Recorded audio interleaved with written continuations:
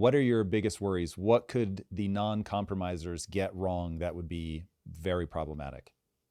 I think that they could overdo things in a way where the thinking of some parts of the population who are left behind and are not benefiting from that could be important. I think that they're forgetting about education, for example.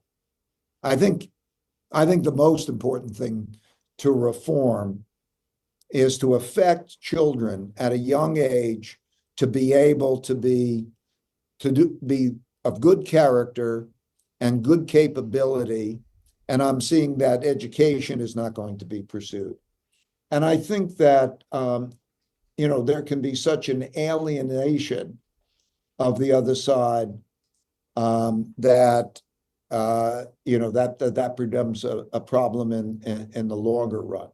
So, but I understand that perspective, and that they have to make those decisions and get them through. And that's what a renovation looks like. If you would take a company, how do you renovate a company?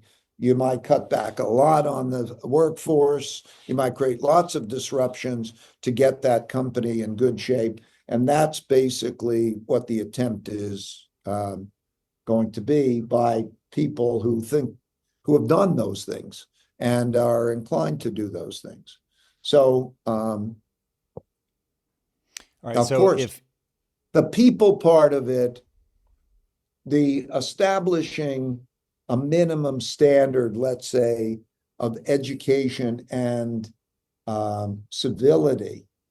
I'm very much exposed to the poor, underprivileged people. I'm in Connecticut. My wife works to try to help those who are living in school districts and areas where there's gangs, there's poverty, there's terrible education, it's an environment that if I was to live in those environments, I would be a revolutionary.